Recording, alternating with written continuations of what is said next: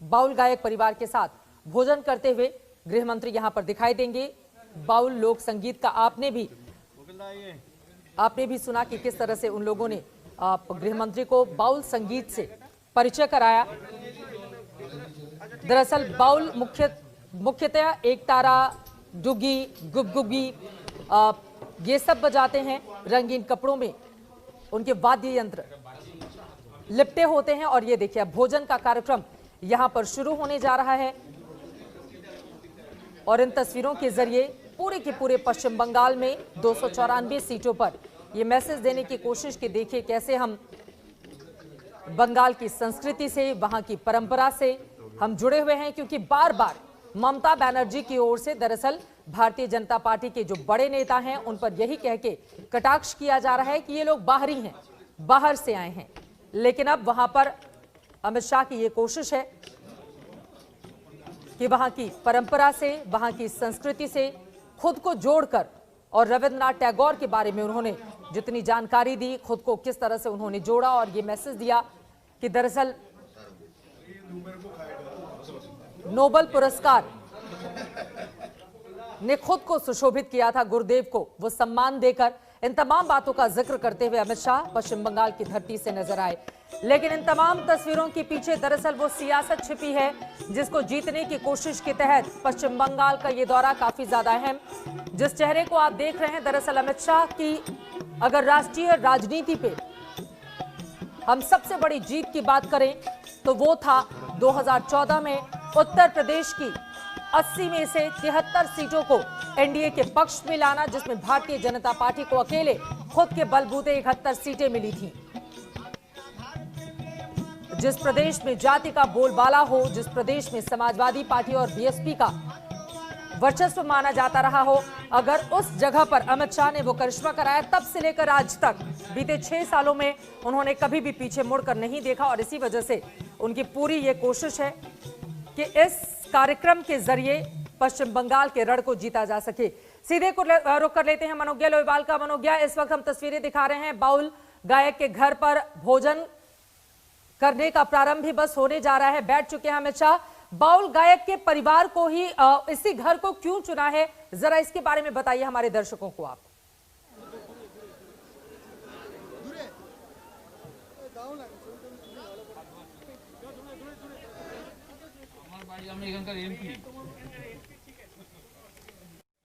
मनोज्ञा तक हम चलेंगे, लेकिन लोक गायक के परिवार के साथ यहां पर भोजन का शुभारंभ करते हुए आप देख पा रहे हैं कि दिलीप घोष भी बैठे हुए हैं जो कि भारतीय जनता पार्टी के प्रदेश अध्यक्ष हैं। पश्चिम बंगाल के तमाम दूसरे भी, मुकुल रॉय को आप देख रहे हैं, तमाम दूसरे भी भारतीय जनता पार्टी के ये नेता। और दरअसल इन तस्वीरों के जरिए ममता बनर्जी को भी ये संदेश देने की कोशिश की जा रही है कि बीजेपी को कतई कमजोर समझने की कोशिश वो ना करें, जैसा कि अपने भाषणों में लगातार ममता बनर्जी बोलती रहती हैं। कल मिदनापुर से रैली के जरिए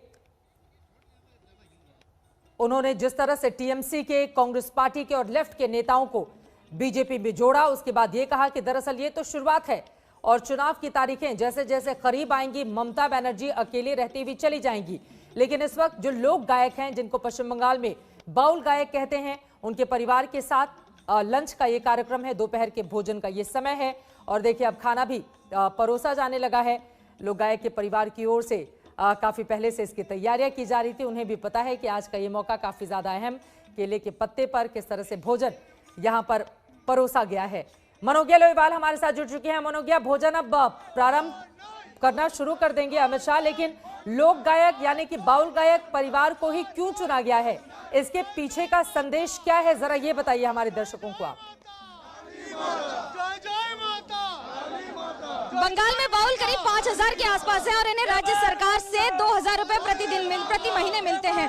लेकिन संदेश ये है कि बाउल का गाना, जैसे कवि गुरु रविंद्रनाथ टैगोर का गाना बंगाल की रंग रंग में बसा हुआ है, वैसे बाउल संगीत भी हृदय माझारे राखी बो छेड़े देवो ना।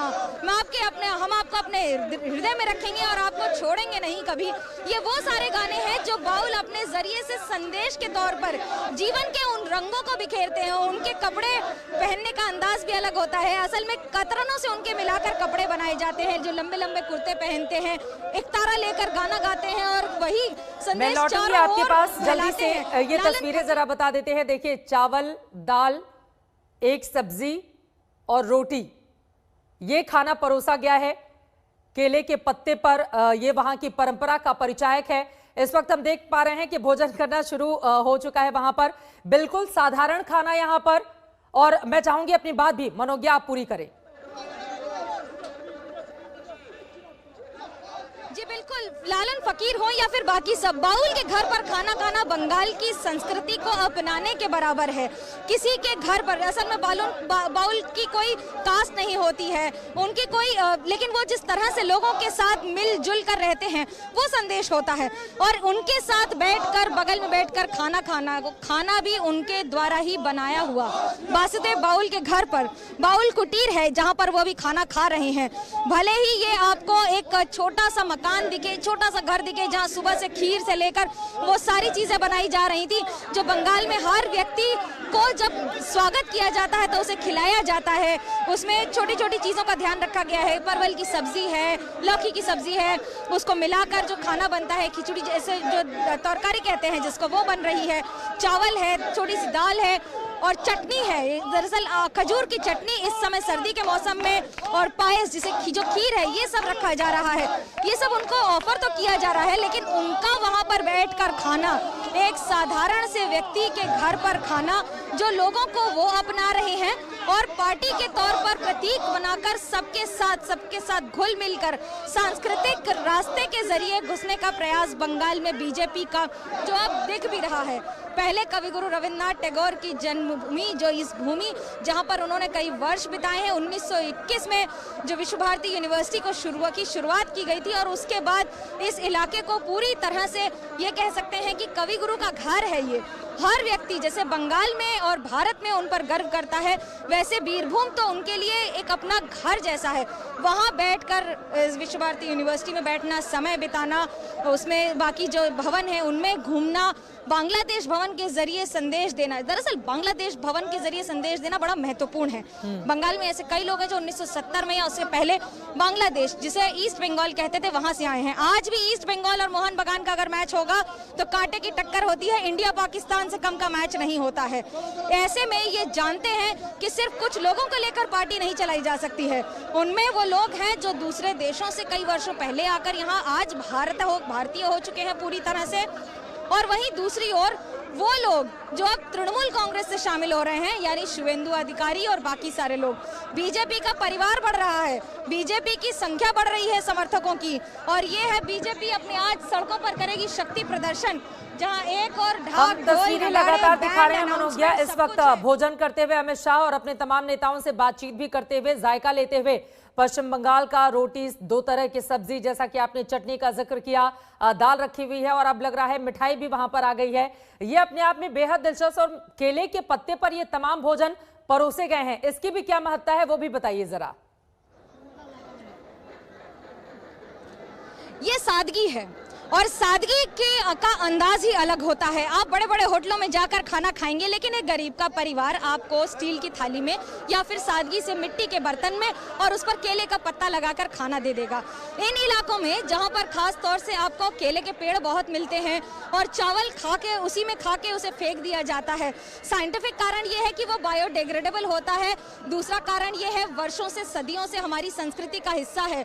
और तीसरा कारण यह है कि जमीन पर बैठकर जमीन से जुड़े रहने के जो प्रयास को बीजेपी अब सबके सामने उजागर करती है कि भले ही वो देश का गृह मंत्री व्यक्ति हो या फिर पार्टी का पूर्व अध्यक्ष या फिर पार्टी के आला नेता, जमीन पर एक छोटे से व्यक्ति के छोटे से मकान में रहकर खाना खाकर जिस तरह से वो लोग अपना रहे हैं अपना दिल बड़ा करके उन लोगों को, तो वहीं उस दिल में अपनी जगह बना रहे हैं बीजेपी के नेता और कार्यकर्ता।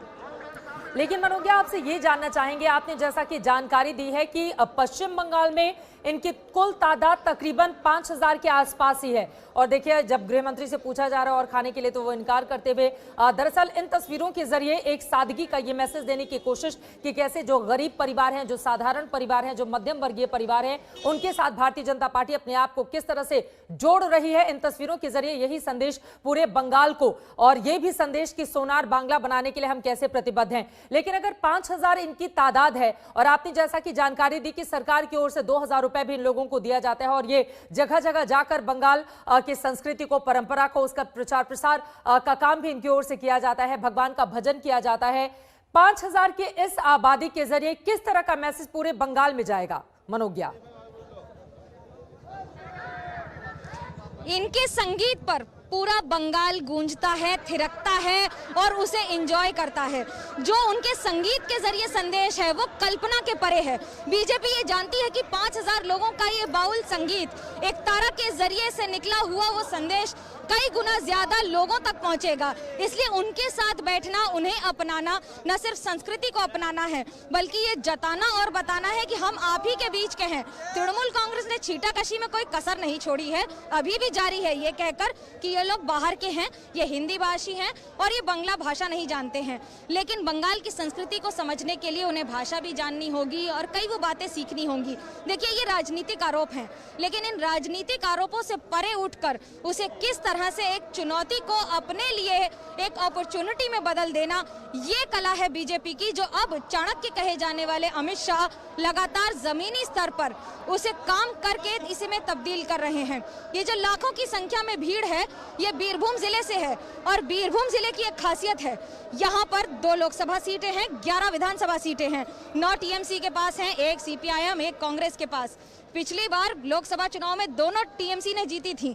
एक पर 80,000 का मार्जिन था, 80 मल की सीट पर, तो शताब्दी रॉय की सीट पे करीब 33,000 का मार्जिन था। दोनों जगह बीजेपी दूसरे नंबर पर थी। दूसरे नंबर को 1 नंबर में तब्दील करना आसान नहीं होगा, लेकिन ये भीड़ बता रही है कि आने वाले दिनों में अब रास्तों पर उतर रहे लोग क्या कह रहे हैं, क्या संदेश दे रहे हैं। चुपचाप इसलिए नहीं खड़े हैं क्योंकि उन्हें चुप रहने को कहा गया है। दरअसल वो इंतजार कर रहे हैं गृह मंत्री का।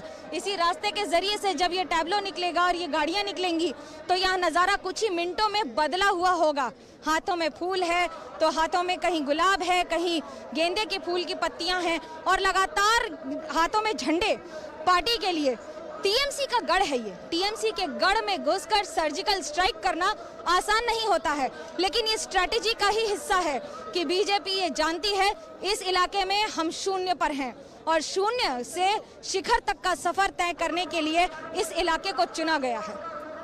शून्य से शिखर तक का सफर क्या बीजेपी तय कर पाएगी? खासतौर से विधानसभा में ये अपने आप में बेहद महत्वपूर्ण सवाल है। लेकिन 2 अलग अलग तस्वीरों के जरिए जरा आप समझिए ये लंच डिप्लोमेसी कहती क्या है। कल किसान के घर पर उन्होंने लंच किया था। देखिए जूते को किस तरह से उतारते हैं, उसके बाद ऊपर जाते हैं, नीचे जमीन पर बैठकर वो खाना खाते हैं, भोजन करते हैं। और आज बाउल गायक यानी कि लोक कलाकार या आप कह सकते हैं उन्हें, उनके घर पर लंच करने की ये कोशिश और इसके जरिए एक बड़ा संदेश समूचे पश्चिम बंगाल को देने की कोशिश कि चाहे आपकी परंपरा हो, आपकी संस्कृति हो, चाहे वो किसी गरीब का परिवार हो, मध्यम वर्गीय परिवार हो, हम हर जगह इसी सादगी के साथ रहते हैं और लोगों को खुद से जोड़ने का काम करते हैं। हाथ से दाल चावल खाते हुए ये तमाम नेता आपको तस्वीरों में दिखाई दे जाएंगे और ये वो बड़े चेहरे हैं जो पश्चिम बंगाल को फतह कर लेना चाहते हैं 6 महीने के भीतर जो बंगाल में चुनाव होने हैं।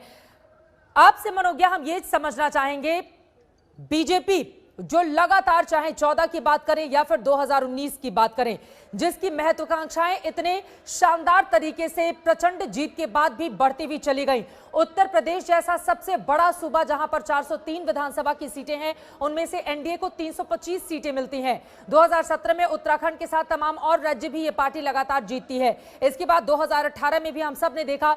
लेकिन अब पश्चिम बंगाल में इस तरह से पूरी ताकत के साथ जुट जाना, वहां पर जीतने का दावा करना, 200 पार के नारे लगाना, पश्चिम बंगाल भारतीय जनता पार्टी के लिए इतना ज्यादा महत्वपूर्ण क्यों है मनोज्ञा?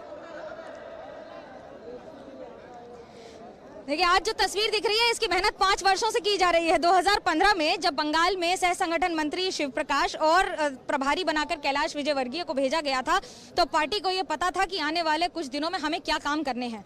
उससे पहले तो टारगेट पे रखा गया कि 400 मंडल को 12,000 मंडल कर देंगे, तो डिस्ट्रिक्ट वाइज अब लोगों में कमिटीज होंगी। आप ये अंदाजा लगा सकते हैं कि 2015-16 में पार्टी के पास बूथ स्तर पर नेता तो छोड़ दीजिए, एक व्यक्ति नहीं था। 20,000 बूथ पर कुल मिलाकर एक व्यक्ति मिल पाया था।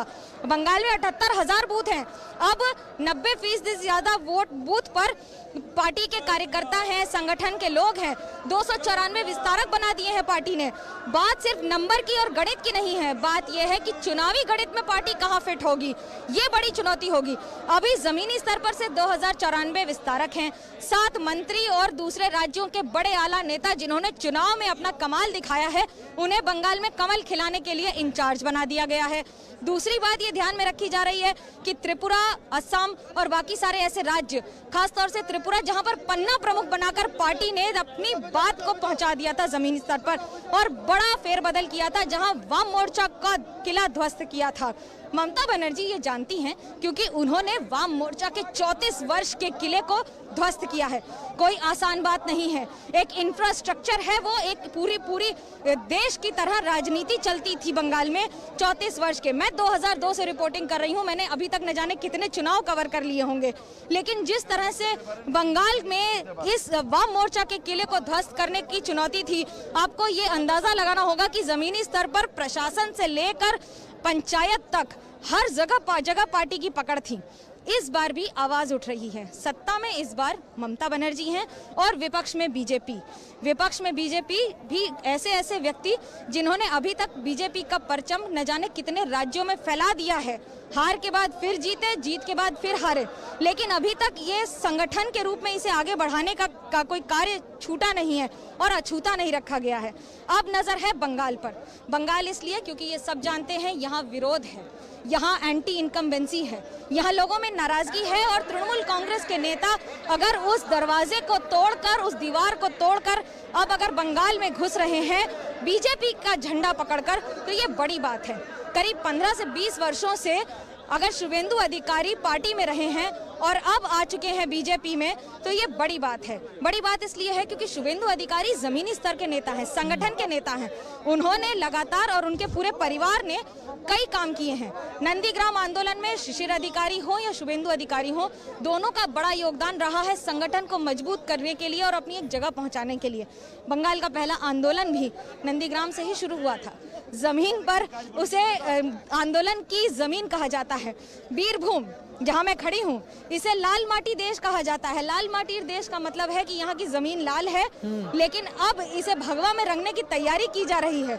लाल इसलिए क्योंकि लाल यहाँ की जो जमीन है वो बंजर है, और इसीलिए बाउल का महत्व है क्योंकि बाउल इस बंजर जमीन पर एक सुखद अनुभव देते हैं अपने गान से, अपने गानों से, अपने छोटी छोटी बातों से। जो जीवन जीने की एक शैली का नाम बाउल है, और उस जीवन जीने की शैली के लोगों के साथ बैठकर खाना खाकर अमित शाह न सिर्फ खाना खा रहे हैं बल्कि अपना समर्पण का इजहार भी कर रहे हैं। ये बिल्कुल सही कहा आपने मनोज्ञा, उस समर्पण का इजहार करते हुए इन तस्वीरों में, और ये तस्वीरें आप देख पा रहे हैं कुछ देर पहले की खाना खाने के बाद अब गृह मंत्री अमित शाह वहां से निकल चुके हैं। अब आगे का उनका कार्यक्रम शुरू होगा। आपको बता दें जिस बीरभूम जिले की धरती पर वो मौजूद हैं, दरअसल इनकी सीमाएं झारखंड को साझा करती हैं, और मनोज्ञा जो जानकारी दे रही थी, इसे लाल मिट्टी की भूमि कहा जाता है। इस स्थान का धार्मिक और सांस्कृतिक महत्व होने के कारण ये आकर्षक पर्यटन स्थल भी है। यहाँ का टेराकोटा कंस्ट्रक्शन विभिन्न शहरों में फैला हुआ है। इस जिले की आय का अधिकांश भाग यहाँ पर होने वाले 75% कृषि व्यवसाय से होती है। यहाँ के स्थानीय लोग कृषि कहते हैं। और आपको ये भी बताते चले कि यहाँ पर पर्यटक के अलावा धातु और मिट्टी के बर्तन भी बनते देखते हैं। मिट्टी के बर्तन में ही भोजन किया, हालांकि उसके ऊपर केले का पत्ता रखा हुआ है, जैसा कि कुछ देर पहले की ये तस्वीरें जब अमित शाह यहाँ पर भोजन कर रहे थे। और अब उनका यहाँ का यानी कि खाना खाने का कार्यक्रम खत्म हो चला है, और अब वो भव्य रोड शो जिसके जरिए एक बड़ा मैसेज देने की कोशिश देश के गृह मंत्री की ओर से की जाएगी। लेकिन भारतीय जनता पार्टी के बड़े नेता के तौर पर वो पश्चिम बंगाल में पहुंचे हुए हैं, क्योंकि बीजेपी की सरकार बनवाना ही उनका मकसद है। आपको बताते चले पश्चिम बंगाल की राजनीति क्या कहती है। दरअसल 1947 से लेकर 1977 तक पश्चिम बंगाल में कमोबेश कांग्रेस पार्टी की सरकार रही। 1977 से लेकर 2011 तक वहां पर लेफ्ट फ्रंट की सरकार चलती रही।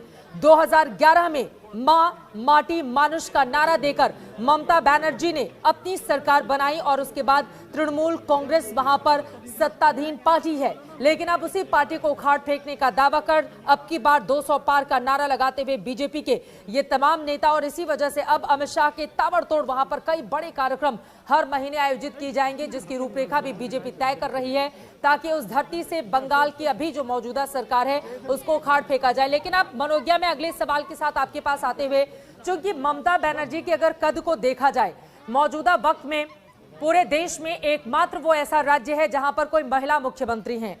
सिर्फ महिला मुख्यमंत्री के अलावा ही नहीं, ममता बनर्जी एक ऐसी माटी से निकली हैं जिसके पीछे संघर्ष की बहुत लंबी लंबी कहानी है। चाहे विधानसभा से धक्के मारकर लेफ्ट पार्टी की सरकार का उनको बाहर निकाल देना हो या फिर उनके सर पर वार करना हो, जिसके बाद काफी लंबे वक्त तक अस्पताल में अपनी जिंदगी के लिए वो जूझती रही, या फिर सिंगूर और नंदीग्राम का आपने यहां पर जिक्र किया। ऐसी ममता बनर्जी को हटा पाना बीजेपी के लिए इतना आसान नहीं रहने वाला है। शायद यही कारण है कि अब अमित शाह के ताबड़तोड़ हर महीने एक के बाद एक कई महत्वपूर्ण दौरे पश्चिम बंगाल के लिए तय किए जा रहे हैं। मनोज्ञा, देखिए, एक बात आपको बता दें, बंगाल और देश के लिए वो भले ही मुख्यमंत्री ममता बनर्जी हों, लेकिन बंगाल के ऐसे हजारों करोड़ों लोगों के लिए ममता बनर्जी दीदी हैं। उन्हें आज भी कोई मुख्यमंत्री के तौर पर बात करने की जगह दीदी कहता है, और ये आपको बता देगा कि किस तरह से उनका सबसे जुड़ाव है। वन ऑन वन रैपो जो उनका है वो अद्भुत है और उसे हटाना बीजेपी के लिए मुश्किल होगा। लेकिन इस वन ऑन वन रैपो का एक नुकसान भी है, वो है नाराजगी। ऐसे कई लोग हैं जो दीदी से नाराज हैं, ममता बनर्जी से नाराज ना हो सकते हैं। हो सकता है कि उन्हें तृणमूल कांग्रेस से नाराजगी हो, लेकिन दीदी के खिलाफ आवाज उठाना इतना आसान या इतना मुश्किल होगा, ये बीजेपी बखूबी जानती है। चाणक्य कहे जाते हैं अमित शाह, इसलिए उन्हें भी मैदान में उतरना पड़ा है। जनवरी के बाद से प्रधानमंत्री नरेंद्र मोदी की भी लगातार रैलियां होंगी। ये आपको दिखा दें, ये R9 अन्याय पार्टी ये जानती है कि उनके पास मुद्दा सबसे बड़ा यही है, अन्याय। अन्याय इसलिए क्योंकि जमीनी स्तर पर लोगों को पीटा गया है, हिंसा की राजनीति सब जानते हैं। ये ऐसा नहीं है कि पहली बार हो रहा है। बीजेपी का जो सिंबल लगाया है R9 अन्याय के बीच में, हाथ से सांकल तोड़ते हुए लोग इस हाथ को ऊपर उठाते हुए, ये लोगों भी अपने आप में कई बातें कहता है। जहां एक और आपको अमित शाह की तस्वीर दिख जाएगी, प्रधानमंत्री नरेंद्र मोदी की, राष्ट्रीय अध्यक्ष JP नड्डा और दिलीप घोष की, तो नीचे ये साफ लिखा है, बांग्लाय अन्याय मुक्त करते आज ही मिस कॉल दिन। इसका मतलब है कि आज आपको अगर बंगाल को मुक्त करना है अन्याय से, तो आप इस नंबर पे मिस कॉल दें, यानी बीजेपी के सदस्य बने, बीजेपी का सदस्य बन के बीजेपी की ताकत बढ़ाएं। बीजेपी ये जानती है ममता बनर्जी के खिलाफ लड़ना इतना आसान नहीं होगा। दीदी के खिलाफ आवाज उठाना मुश्किल है, लेकिन मुख्यमंत्री ममता बनर्जी के खिलाफ मोर्चा खोलना उससे कई ज्यादा आसान। उनकी जमीनी लड़ाई को कोई नकार नहीं सकता है। सिंगूर हो, नंदीग्राम हो, लालगढ़ हो, ऐसी न जाने कितनी बातें और कितनी आवाजें उन्हें उठाई हैं। भले ही वो रेलवे मंत्री रही हो या बंगाल की मुख्यमंत्री, ये जो जुड़ाव है ये अद्भुत है और ये उनकी ताकत है, ये जमीनी सच्चाई है। उनकी ताकत को कम नहीं किया जा सकता है, इसलिए बीजेपी अपने लिए एक पैरेलल वर्टिकल खड़ा कर रही है, जिसमें उस ताकत से लड़ने की बजाय उससे बड़ी इमारत खड़े करके उस किले को छोटा कर दिया जाए या ध्वस्त कर दिया जाए। बिल्कुल, उस किले को छोटा किया जाए या फिर ध्वस्त किया जाए, लेकिन दोनों ही चुनौती बड़ी है। यही कारण है कि बीजेपी के ये दिग्गज नेता अपनी पूरी ताकत झोंक देना चाहते हैं यहां पर पश्चिम बंगाल में। लेकिन पश्चिम बंगाल का रक्त चरित्र परेशान करने वाला है, क्योंकि बीते कई सालों में लगातार हम देखते हुए चले आए हैं कि कैसे पश्चिम बंगाल में राजनीतिक हत्याएं होती हैं, एक दूसरे पर आरोप प्रत्यारोप का लंबा दौर चलता है। लेकिन लेफ्ट की सरकार से ये जो सिलसिला शुरू हुआ था वो आज तक कायम है। ये कैसे खत्म होगा, क्योंकि हाल ही में हम सब ने देखा था बिहार जीतने के बाद जब दिल्ली में अपने कार्यकर्ताओं को और बिहार की जनता को शुक्रिया करने के लिए प्रधानमंत्री नरेंद्र मोदी आते हैं, तो सीधे पश्चिम बंगाल का नाम लिए बिना वो वहां पर एक बड़ा संदेश देते हैं। यहीं से बात को आगे बढ़ाएंगे और साथ ही उन तस्वीरों को आप तक फिर से पहुंचाएंगे जहां के जरिए बड़ा संदेश देने की कोशिश कर रही है भारतीय जनता पार्टी पश्चिम बंगाल से। नमस्कार, मैं हूं अंजना ओम कश्यप। हमें उम्मीद है ये वीडियो आपको पसंद आया होगा। लेटेस्ट खबरों के लिए यूं ही देखते रहिए आज तक, और इस वीडियो के पसंद आने पर लाइक, शेयर एंड सब्सक्राइब करना ना भूलें।